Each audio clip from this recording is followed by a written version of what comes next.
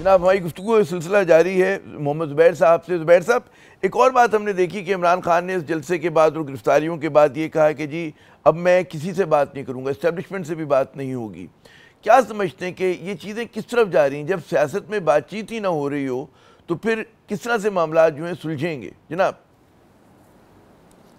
आमिर, मैं एक चीज़ वो कहना चाहता था जी कि आपको पता है कि पंजाब की असेंबली जनवरी 2023 में तोड़ी गई थी और उसके हिसाब से पाकिस्तान के आइन के हिसाब से अप्रैल 2023 में इलेक्शंस होने थे 90 दिन में। वो 1.25 साल तक नहीं हुए, 1.25 साल मतलब साल लेट किए, तो उस पर कोई चढ़ाई नहीं हुई, उस पर कोई रिएक्शन नहीं हुआ।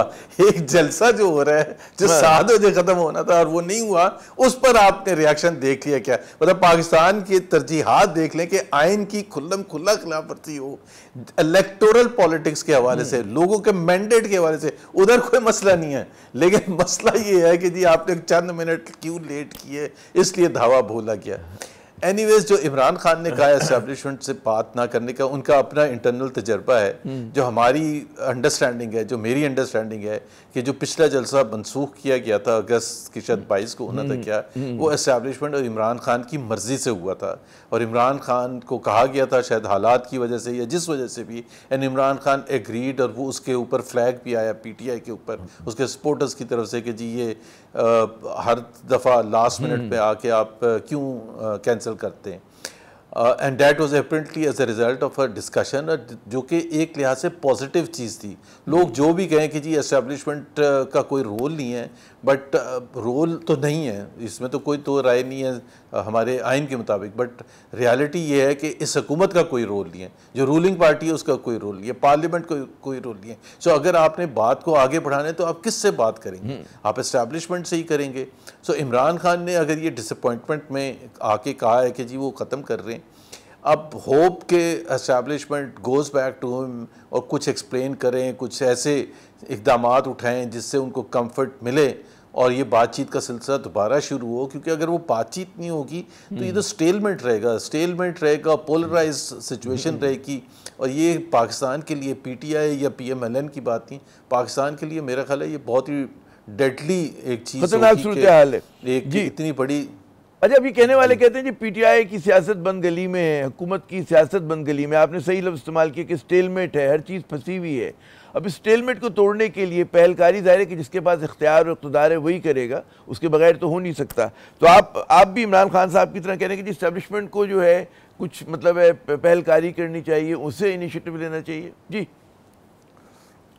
देखें ना, मैं तो ये बिल्कुल कंसीड करने के लिए तैयार हूँ कि जी आपको उससे रूलिंग पार्टी से बातचीत करनी चाहिए, बिल्कुल करनी चाहिए। देयर इज़ नथिंग रॉन्ग, उसकी डाउन साइड नहीं है, पॉलिटिकल कोई है नहीं है वो मैं नहीं कह रहा, बट बातचीत तो करनी चाहिए। पार्लियामेंट में तो जाते हैं, बैठते हैं, तो बात भी ज़ाहिर है स्पीकर को एड्रेस करते हैं। स्पीकर कौन है? जो हुकूमत का नुमाइंदा है। लेकिन एक मसला ये है कि हुकूमत के लिए बातचीत करना, कंस्ट्रक्टिव बातचीत करना नामुमकिन है।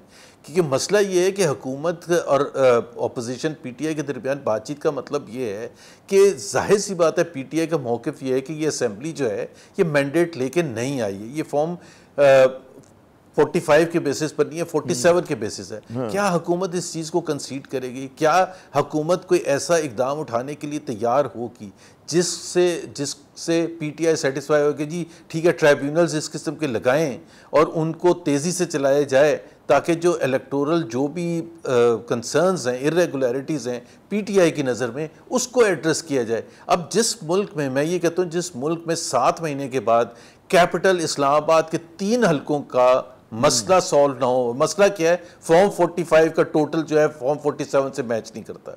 अगर 7 मंथ्स में हम ये नहीं कर सकते तो फिर पाकिस्तान का आप खुद मुस्तकबिल देख लेना, हम क्या कर सकते हैं। अच्छा, ये अगर आप थोड़े से इकदाम, हाँ, हल क्या है? क्या स्टेलमेट को तोड़ा कैसे जाए? इसके लिए क्या फॉर्मूला होगा? एक कहीं से बात आ रही कि जी फवाद चौधरी साहब ने भी कहा, मिफ्ता इस्माइल साहब ने भी कहा भाई कोई कौमी हुकूमत बना दें और वो एक आगे बढ़ने का जो है रास्ता जो है वो मुहैया करे। कुछ कूलिंग ऑफ पीरियड होना चाहिए, उसमें जो मुतनाज़ा शख्सियात हैं पीछे हट जाएं। आपके नज़दीक क्या रास्ता होगा? जी मेरे नज़दीक आमिर, मैं नहीं इस चीज़ पर एग्री करता कि कूलिंग ऑफ पीरियड क्या। पाकिस्तान में 77 साल से हमने गैर आइनी तरीके से हुकूमतें हटाई हैं, बनाई हैं और रन करने की कोशिश की है। कभी मिलिट्री इंटरवेंशंस हुई, कभी हाइब्रिड सिस्टम था, कभी 2 नंबर तरीके से इलेक्शंस करवाए गए। भाई एक तरीका आजमा लेना, आइन के हिसाब से। आज भी आइन के हिसाब से मैं क्या कह रहा हूँ, मैं ये नहीं कह रहा कि मुद्दे थे, मैं सिर्फ ये कह रहा हूँ कि आइन के हिसाब से इलेक्शंस की इरेगुलरिटीज़ एड्रेस होनी चाहिए या नहीं होनी चाहिए, उसका तरीक़ेकार कोई डिफाइंड होना चाहिए नहीं होना चाहिए, ये बेसिक है। इसके अलावा तो आप चल ही नहीं सकते। सो ना पीटीआई सेटिस्फाई होगा और ना ही मैं चाहता हूँ कि ये बांग्लादेश टाइप सिचुएशन हो जिसमें इतना फसाद हो कि हुकूमत का तख्ता हो, वो किसी के लिए भी सही नहीं होगा, पाकिस्तान के लिए, पाकिस्तान के अवाम के लिए, मुस्लिम लीग या पीटीआई के लिए। सो एक ही तरीका है, पाकिस्तान का एक दफ़ा आजमा के देख लें कि आइन को टेस्ट कर लें, आइन के हिसाब से चलें और उसमें पर्सनैलिटी को सामने ना रखें। तो फिर उसका क्या होगा, फिर इमरान का क्या होगा, शहबाज शरीफ का क्या होगा। हम पहले पर्सनैलिटी रखते हैं, फिर उसके बाद कहते हैं कि जी अच्छा अगर हमने फ्री एंड फेयर इलेक्शन करा दिया तो इमरान आ जाएगा। तो फिर इसका मतलब है आप ये कह रहे हैं कि आपके आइन में बहुत सख्त कमजोरी है कि कभी आप कहते हैं जुल्फिकार अली भुट्टो का रास्ता रोकना है, कभी कहते हैं बेनजीर का रोकना है, कभी कहते हैं नवाज शरीफ का रोकना है, कभी कहते हैं कि इमरान खान का रोकना है। बहुत बहुत शुक्रिया ज़ुबैर साहब, आपने अपना कीमती वक्त दिया। इन्होंने आसान और सहल नुस्खा जो है वो बताया कि जी आइन पे अमल कर लें और वो जो है इस सियासत की उलझी डोर को सुलझाने में मददगार होगा।